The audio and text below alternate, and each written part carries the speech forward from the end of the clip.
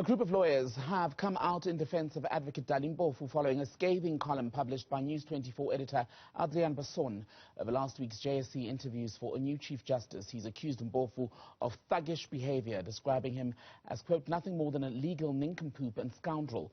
Mpofu has since threatened to take legal action against Basson.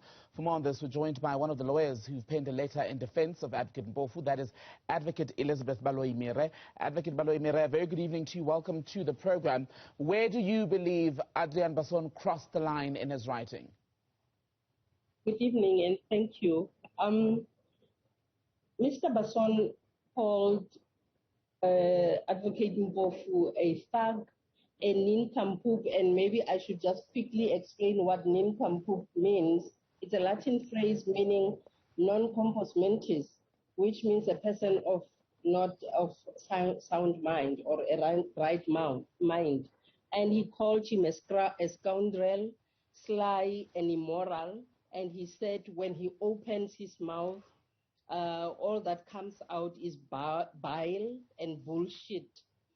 And he goes on and labels him a misogyny and he says he takes real advice from real jurists, not legal nincompoops and scoundrels. He really overdid it. He crossed the line. And you say what you've picked up in the writing is that the critique of Advocate Mpofu and what he feels are, he said in fact, are insults. You've said there's a racial undertone to it. Explain where you're getting that from exactly. Well, we draw this from our lived experiences. Some of us lived pre-1994, so we know what we were subjected to, and we know that should our white colleagues do something that is out of the way, that is unethical or unprofessional, they are dealt with or they are called to order using the correct language. But because it's a black person here who is supposed, maybe from the colonial mindset, that he doesn't have a mind of his own or he should be subjected to the master's sharp tongue and reprimand, this type of language is used. And I must quickly put this in context. We are not saying Mr. Basson does not have a right to not agree with what Mpofu said or his point of view. He can do that. We live in a free country and our constitution allows that. But it should be done in a humane, respectful, and correct language. And also, what comes out is Mr. Basson is speaking against the language that he says Mpofu SC used in the commission, but he goes down and uses the same insulting and profane language that he claims to be speaking against. And where do you believe, ma'am, that why, in fact, do you believe that debate in this country has degenerated to such a level? Because from this JSC process and many other discussions that we're having in part of the national discourse, it very often gets down to this level. If you've been observing the trend, it only gets down to this level if it's across color lines. It never gets to that level if it's on, except maybe one or two instances in the JSC. But it hardly gets to that level if it's black on black or white on white. As soon as there's that color differentiation, it goes down to racial slurs or insults or calling people by names. So it really comes from the master-slave mentality that is still embedded in South Africa, and a conversation maybe that still needs to be heard on a wider platform where people are not emotional and we talk about what needs to be healed. You mentioned a conversation. Advocate Dali Mpofu has already indicated that he intends to take some course of legal action over this opinion piece from Adriaan Basson because he feels insulted, essentially, by the writing. Should there be another way to resolve it, or is legal action the best way?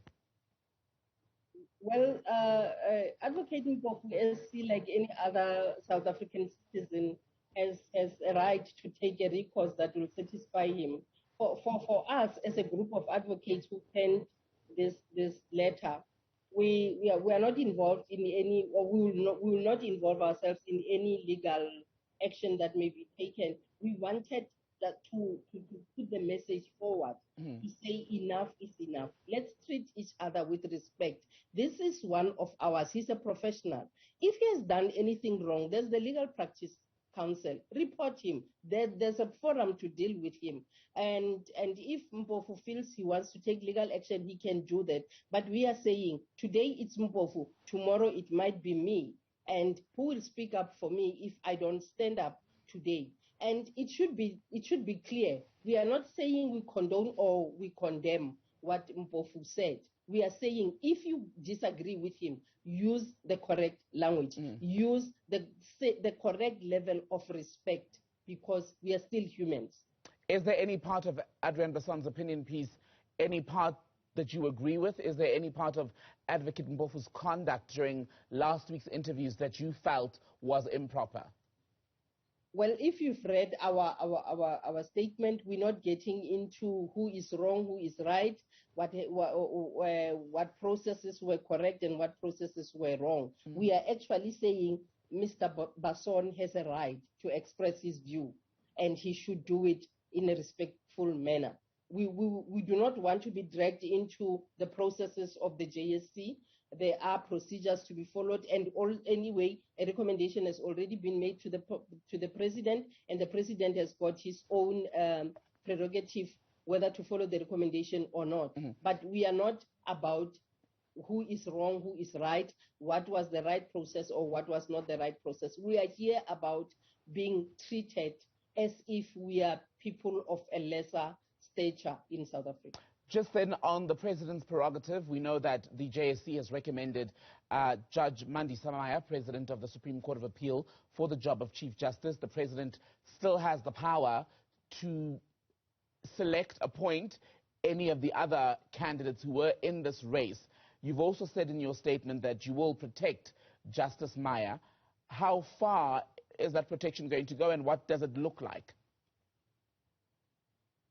Well, Justice Maya was a well-deserving candidate together with the three other candidates. And we say they were all worthy candidates.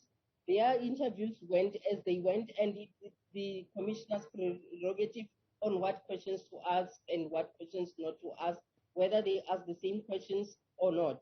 That is another story. But we are saying we should not be using this issue about Mpofu to try and stop a female Chief Justice.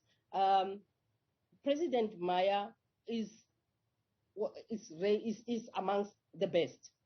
Although I would not want to denigrate the performance or the stature of the three other candidates. They were all deserving candidates, and the JSC followed its procedures, but we should not be seen now to try and bring other peripheral things in order to try and